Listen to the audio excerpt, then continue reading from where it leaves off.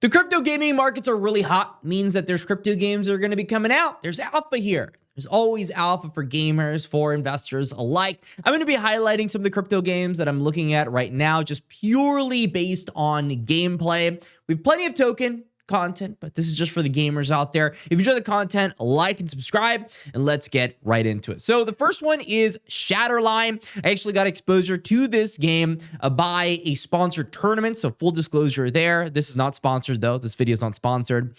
I did enjoy playing this game so much that I wanted to cover it in this video. It is an FPS game, as you can see right here. It's got several game modes. The game mode we ended up playing for this tournament was payload. Pretty much very simple, escort the payload. I think in terms of polish, this game is absolutely A1 in the entire crypto gaming space. Something I did want to go ahead and mention is that there's going to be this new recurring trend within the crypto gaming space where these Web 2 IPs that have built games already are going to be moving into crypto. And I mean, that's something that we have to go ahead and expect over and over and over. These Web 2 IPs that at one point or another had a lot of hype, get that resurgence. And I think Shatterline, it looks great, it plays great. There are more game modes on there. Faraway has gone ahead and taken the risk to get Shatterline. So I think we'll see what happens, but for me at least, I am very excited to see where it goes. It's going to the Epic Game Store, and so we'll see where it ends up cooking. The next one is Nine Heroes. Nine Heroes, it's a game that's already been in the crypto space for quite some time, which, shout out to Jay for the gameplay here. But from my perspective, I didn't personally enjoy the second airdrop season of Nine Heroes too much. I felt like there were some characters, the Bolt character, for example, was a little bit imbalanced. The guns weren't feeling the same as they were the last time, but I had such a good experience from the first airdrop campaign that I did want to go ahead and mention this because they are working on the third airdrop campaign. And, considering the fact that 9 is open to improvement, if they improve and they learn lessons from the second one, then I think that airdrop 3 will be an absolute smash, not only for people farming for their airdrop, but also for people wanting to go ahead and play a game that is a lot like Overwatch. It's pretty much you take Overwatch and you put cat mechs on it. I like the unique aspect of the cat mechs. I do think it actually provides a lot of depth. If you actually die during your gameplay route, instead of just dying, you turn into a little kitty, you go ahead and shoot for a while, you can turn back into your mech.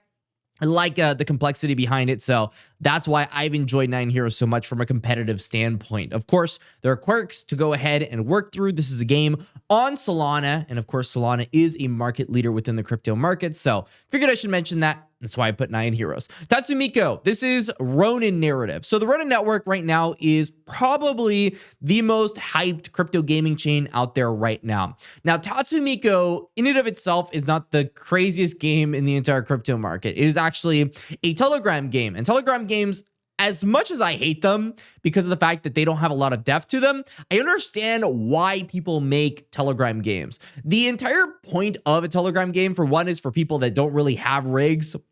They can't afford it. They don't really feel like playing, these crypto games with these crazy graphics that are going to take these crazy rigs. They want something very simple. They click something, they get something. Simple as that. So Tatsumeeko is providing for that market. They're also the first game to ever have the Ronin waypoint, which is this, fresh thing that Ronin is trying to push.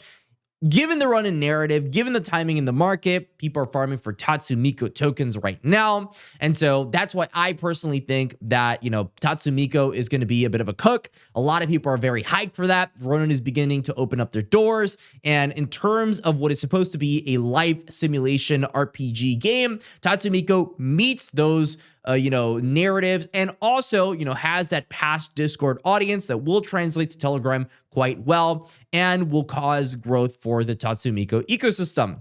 Now, the next one is Dookey Dash. Now, Dookey Dash has an interesting history because, as you can see right here, they had very, very, very large prize pools. There was a guy, his name is Mongrel, and he was this Fortnite pro player, crazy guy. He went ahead and earned his entire lifetime in Fortnite in just a couple weeks, and he was playing Dookey Dash Unclogged. This is a game by Faraway. They have Bored Ape Yacht Club, which Bored Ape Yacht Club is pretty much one of the most successful NFT collections in the history of NFTs. They're now pushing inside of the gaming narrative, which I've always thought was interesting. They went a little bit back, which I'll roast them for, then I do have to call that out, but it seems like they're coming back into it.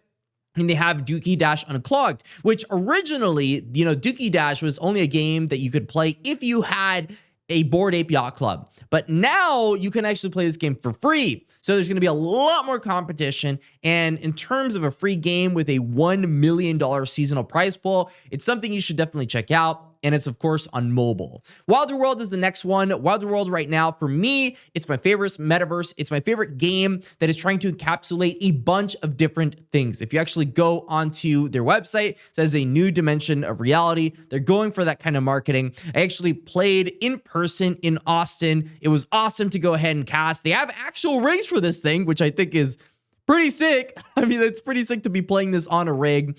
Of course, I didn't win the tournament because I'm absolutely washed. But it was very fun to play with a bunch of other creators. This is their racing game. It's called Midnight in Miami. They don't just have that. They also have, for example, here on one of their devlogs, this is their shooter that they're developing right now. This shooter is, of course, going to lead into their open world. People fade out the metaverse narrative, but I think at some point in the cycle, the games are going to catch up, and Wilder World is going to be one of those to go ahead and benefit. They also have an airdrop campaign, which, by the way, I'm going to be leaving the link in the description for each of these games. Airdrop or not, either way, I'll be leaving that for you. The last one I want to talk about is actually a game that I wouldn't normally talk about, but I realized that there are people that have different wants. So I'm going to be talking about it. It's called Crown. A Crown is the token for photo finish game, a virtual horse racing game. Why I wanted to talk about this one is because people are actually making money off this one. They're making money off of the inefficiencies and the arbitrage within the market. What's interesting is there's several use cases for this token, of course. You could buy it, you stake it, very simple stuff. Own a percentage of the photo finish game tracks. You go ahead and collect racing fees throughout all seasons. Receive payouts. There's over $7 million that have been paid, and race entry fees are skyrocketing.